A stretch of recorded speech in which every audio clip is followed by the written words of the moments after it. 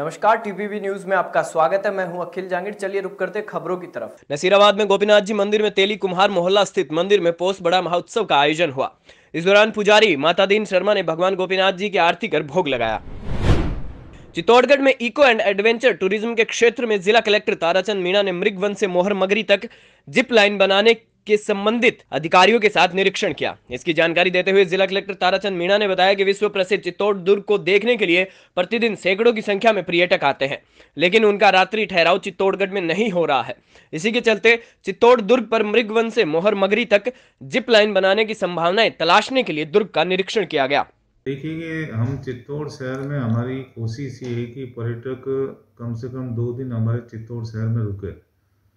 जो फीडबैक है उसके अनुसार पर्यटक हमारे चित्तौड़गढ़ को फोर्ट को देखकर या तो उदयपुर मूव कर जाते हैं या जयपुर मूव कर जाते हैं। तो हम वो समस्त चीज़ें हम इको टूरिज्म की दृष्टि से हम इको मैनेजमेंट प्लान भी बना रहे हैं। हम इको टूरिज्म डेवलप करने के लिए विभिन्न उपाय हम कर रहे हैं। उसकी श्रृंखला में ही हमने कल मोर मगरी से लेकर और मृगवन तक एडवेंचर स्पोर्ट डेवलप करने की दृष्टि से जीप लाइन डेवलप करने के लिए हमने कंसल्टेंट को उदयपुर से बुलाया था। उनको पूरी साइट विजिट कराई थी। वो 7 दिन के अंदर इसकी प्रोजेक्ट रिपोर्ट बना के दे देंगे। इसके बाद में हम मृगवन से लेकर और मोर मगरी तक जीप लाइन डालने के कार्य के बारे में प्रक्रिया को प्रारंभ करेंगे। दूसरा, हमारा जो एक बड़ी समस्या हमारे चित्तौड़गढ़ दूर की, इसमें वन वे रहता है। सूरजपुर की तरफ से जो रास्ता है वो परंपरा से बहुत पहले काम आता था, लेकिन पिछले लगभग आई थिंक 50 वर्षों से उस रास्ते का उपयोग नहीं हो रहा है। तो उस रास्ते को भी हम मोटरेबल बनाने की दृष्टि से हम उसका सर्वे करवाएंगे और यूआईटी के माध्यम से या डीएमएफटी फंड के थ्रू उस रास्ते को हम बिल्कुल अच्छी तरीके से उसको डेवलप करेंगे ताकि एक वैकल्पिक मार्ग उपलब्ध हो सके और जो ट्रैफिक कंजेशन चित्तौड़गढ़ दुर्ग में होता है वह नहीं हो। मतलब तीसरी, हम सफाई का भी हम जो चित्तौड़गढ़ दुर्ग में देश विदेश से पर्यटक आते हैं, तो फोर्ट की प्रॉपर सफाई के लिए भी हमने नगर परिषद को कहा है कि हमें उनको क्या संसाधन की जरूरत है। हम ये भी कह रहे हैं कि भी उस पर जो व्यय होगा, समस्त व्यय होगा अच्छी सफाई के लिए, वो समस्त व्यय यूआईटी करेगी। तो इसकी रिपोर्ट भी हम नगर परिषद से ले रहे हैं। इसके अलावा बस्सी सेंचुरी में बोटिंग का, पर्यटकों को आकर्षित करने की दृष्टि से बोटिंग का कार्य, उसके भी निविदाएं आमंत्रित कर ली है वन विभाग द्वारा और हम आई थिंक कि विदिन 2 मंथ वहाँ हम बोटिंग भी प्रारंभ करेंगे। और अभी हमारे बहुत सारे सेक्टर्स है जिसमें हम मतलब प्रयास कर रहे हैं। फोर्ट की लाइटनिंग, पूरे फोर्ट की लाइटनिंग का प्रपोजल भी भारत सरकार के पास में अंतिम स्टेज में है।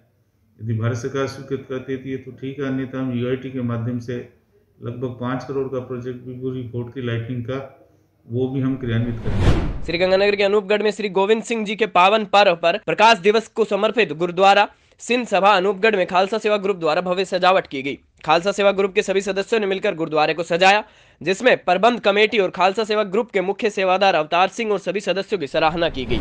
खबर हनुमानगढ़ से, जहां जिला परिषद की साधारण सभा की बैठक जिला परिषद सभागार में हुई। बैठक के दौरान जिले में नशे की समस्या को लेकर सदस्यों ने नशा प्रवृत्ति पर रोक लगाने की मांग। बैठक में शिलान्यास और लोकार्पण पट्टिका पर असंवैधानिक पदों पर बैठे लोगों का नाम लिखवाने और जिला परिषद सदस्यों के नामों की अनदेखी करने पर सदस्यों ने विरोध जताया। गांव में सड़कों की बदहाल स्थिति पर सदस्यों ने पीडब्ल्यूडी के अधिकारियों की कार्यशैली पर सवाल खड़े किए। इस पर जिला कलेक्टर ने संबंधित अधिकारी को तत्काल इसकी रिपोर्ट करने की बात कही। जिला कलेक्टर ने मौजूद अधिकारियों से कहा कि वह जिला परिषद सदस्यों की ओर से रखी गई समस्याओं के समाधान को लेकर गंभीरता से कार्य करें।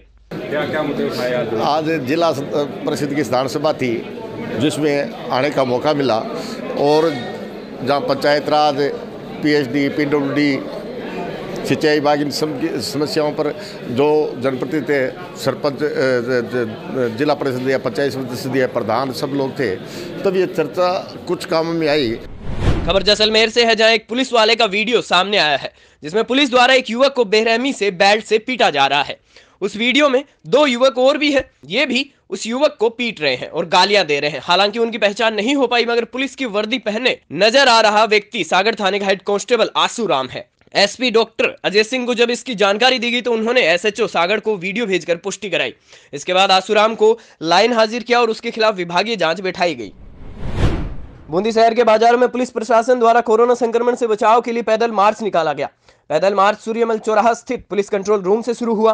पैदल मार्च के दौरान अधिकारियों ने राहगीरों से मास्क लगाने की अपील की और मास्क वितरित किए। पैदल मार्च में जिला कलेक्टर रेणु जयपाल, एसपी जय यादव सहित पुलिस के जवान और महिला कांस्टेबल भी मौजूद रहे। राजस्थान में बढ़ते कोरोना संक्रमण को देखते हुए पुलिस उप अधीक्षक राजेंद्र सिंह राठौड़ के निर्देश में भीम, देवगढ़ और दिवेर में जागरूकता रैली निकाली गई। थानाधिकारी तेजाराम दिवेर और थानाधिकारी दिलीप सिंह के नेतृत्व में ये रैली निकाली गई। इस रैली के पीछे पुलिस के वाहन और आगे पुलिस के जवान कोरोना को लेकर जागरूकता के संदेश दे रहे थे, जबकि रैली के आगे और बीच में कोरोना से बचाव के उपाय और जागरूकता के लिए संदेश लिखे फ्लैक्स लिए पुलिस के जवान चल रहे थे। किशोराय पाटन के पुलिस अधीक्षक बूंदी जय यादव ने अवैध हथियार, अवैध मादक पदार्थ, जुआ सट्टा, अवैध गतिविधियों पर समस्त थानाधिकारी को अभियान चलाकर कार्रवाई करने के निर्देश दिए। इस पर केशोराय पाटन पुलिस उपाधीक्षक शंकरलाल मीणा, सीआई लोकेंद्र पालीवाल के थाना स्तर की टीम द्वारा गुरुवार को आरोपी शायर कहार को गिरफ्तार कर एक बंदूक जब्त की गई। डूंगरपुर शहर के बांसड़वाड़ा मोहल्ले में गुरुवार को एक अजीबोगरीब मामला सामने आया है। दरअसल पुलिस प्रशासन, एक चिकित्सा विभाग की टीम बिना किसी जांच रिपोर्ट के बावजूद भी एक महिला को जबरन होम क्वारंटाइन कर दिया गया।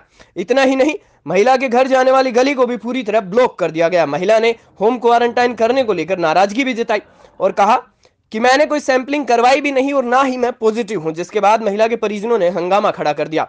कुछ समय बाद चिकित्सा विभाग की टीम, पुलिस विभाग की टीम लोगों के आक्रोश के आगे माफी मांगी और महिला को भी होम क्वारंटाइन से मुक्त किया। और तुमको कौन है नाम करके फिर कर दी सर, डायरेक्ट मोहल्ला वालों को दीजिए सर। आपने कोई कोरोना की जांच वगैरह कुछ भी नहीं कराई है? कुछ नहीं करवाया इन्होंने। फिर आपको क्वारंटाइन किसने किया घर में? क्या मालूम, पुलिस वाले ने ले जाकर किया, पुलिस वाले ने किया क्या? कौन है? कौन है सर? मैं हूँ बस। इतने के बंद हो जाए, आरुष बारुष को बोला तो फिर तरफ तो बुन कर दिए तो आरुष बारुष फिर हो गए, ले लो बिस्तर लेके फिर बंद कर दिए। तो जानकारी के बाद ही सामने आएगा कि किस उम्र के बच्चों को टीका लगाया गया है, कोविड टीकाकरण।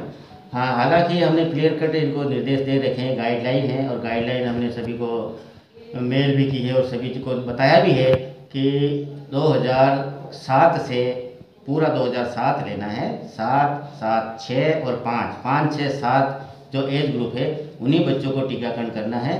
और यदि इस तरह से जैसे आप बता रहे हैं कि इतनी कम एज का बच्चों का हुआ है तो क्यों हुआ, कैसे हुआ, जबकि बर्थ सर्टिफिकेट, आईडी प्रूफ, उसमें सारी एज देख करके ही टीका लगाए जाने के निर्देश हैं। ये सर आपके संज्ञान में आया है जो टीका लगाने का मामला है?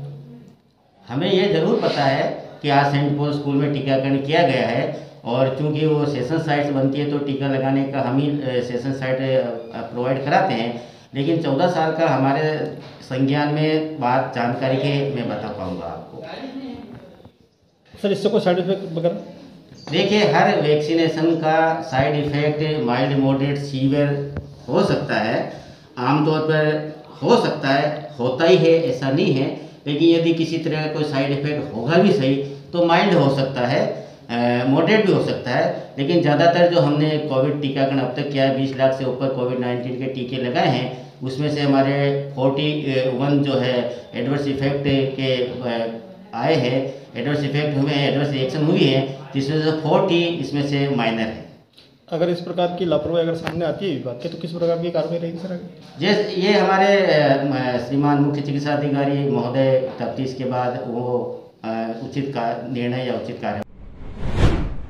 टोंक जिले के देवली उपखंड प्रशासन ने देवीखेड़ा पंचायत के खुरडो का झोपड़ा गांव में चरागाह भूमि पर निर्माण करवाए गए अतिक्रमण कार्य को जेसीबी मशीन द्वारा हटा दिया गया।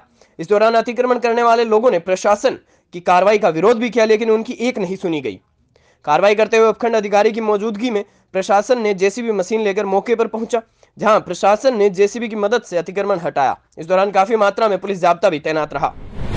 बूंदी में जनता कॉलोनी निवासियों ने राजेश खोईवाल के नेतृत्व में रोड और पानी की उचित व्यवस्था करने के लिए जिला कलेक्टर को ज्ञापन सौंपा। मानव सेवा समिति के प्रदेश अध्यक्ष राजेश खोईवाल ने बताया कि 30-40 सालों से जनता कॉलोनी निवासी वहां पर निवास कर रहे हैं, लेकिन मूलभूत सुविधा से वंचित हैं। वहां के निवासियों के लिए यह सरकार द्वारा एक हैंडपंप लगाकर पानी की सुविधा दी गई थी और रामदेव जी के मंदिर के पास के रास्ते से ही कॉलोनी वासियों का आवागमन होता था। लेकिन कुछ दिनों पूर्व रामदेव के मंदिर की दीवार बनाए जाने से सरकारी हैंडपंप भी मंदिर परिसर में आ गया और आम रास्ता भी बंद हो गया, जिससे आमजन को परेशानी का सामना करना पड़ रहा है।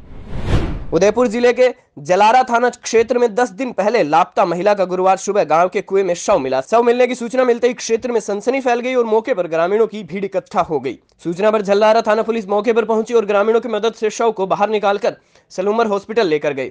वहीं परिजनों ने इस मामले में अपहरण कर हत्या की आशंका जताते हुए डीवाईएसपी को ज्ञापन सौंपा है। ग्रामीणों ने इस मामले में पुलिस से निष्पक्ष जांच की मांग की है। बरबड़ी रावण गांव से हीरबाई पटेल की 10 दिन पूर्व अपहरण करके कोई अज्ञात रात्रि 12 बजे ले गया है और हमारे ग्रामीणों द्वारा पूरे गांव में और सभी कुएं ढूंढे गए हैं, लेकिन उसमें हमें लाश नहीं मिली और हमारे द्वारा गुमशुदगी दर्ज कराई गई थी, फिर भी अभी तक कोई पता नहीं चला। अभी अचानक ही हमें जिस कुएं में हमारे ग्राम द्वारा ढूंढा गया था, फिर भी उस कुएं से अभी लाश अभी ताज़ा, न लाश सड़ी है न गली है, इसलिए हम ग्रामवासियों को ये संदेह है कि इसको आत्महत्या का रूप दिया गया है, जबकि ये आत्महत्या नहीं है। इसको अपहरण करके ले गए हैं और उसकी हत्या करके उस कुएं में डाल दी है ताकि साक्ष्य मिट जाए। बीकानेर संभाग में बारिश अपना कहर बरसा रही है, जिससे कि हर जगह पानी ही पानी भर गया है। बीकानेर कृषि मंडी में तो यहाँ किसानों के सामने बारिश के कारण बहुत बड़ी मुसीबत खड़ी हो गई है। मंडी में अभी मूंगफली की आवक है और मौसम विभाग की चेतावनी के बावजूद यहाँ मंडी प्रशासन ने कोई तैयारियां नहीं की, जिसके कारण किसानों की कई क्विंटल मूंगफली बरसात के पानी के साथ मंडी में बहती नजर आई। किसान द्वारा अपनी मूंगफली को तैरता देख वह तो सर पकड़कर बैठ गया। यह बात नहीं है कि ओलावृष्टि का प्रशासन को ध्यान नहीं है, लेकिन प्रशासन इस ओर कोई ध्यान नहीं दे रहा है। बीकानेर में आज सुबह से ही लगातार बरसात हो रही है। वह किसान जो संघर्ष में जिंदगी जीता है, वह अब अपनी फसल लेकर के जब बेचने के लिए आया है। बीकानेर की धान मंडी का दृश्य भी आपने देखा, ये दृश्य वहाँ का बना हुआ है। जब किसान वहाँ धान बेचने के लिए आता है, तब कई प्रकार के टैक्स बना करके सरकार उससे टैक्स लेती है, लेकिन उसी किसान की धान को रख रखाव के लिए कोई उचित व्यवस्था नहीं है। यहाँ पर एक शहर मुझे याद आता है, एक ही उल्लू काफ़ी है बर्बाद गुलिस्तान करने को, हर शाख पे उल्लू बैठा है, अंजाम अब गुलिस्तान क्या होगा। किसान की वह मेहनत रंग कब लाएगी जिसमें वह अपना खून पसीना एक कर देता है। टीपीवी न्यूज़ के लिए कैमरा पर्सन वासुदेव ओझा के साथ राजेश व्यास, बीकानेर। बुलेटिन में फिलहाल इतना ही। आप देखते रहिए टीपीवी न्यूज़।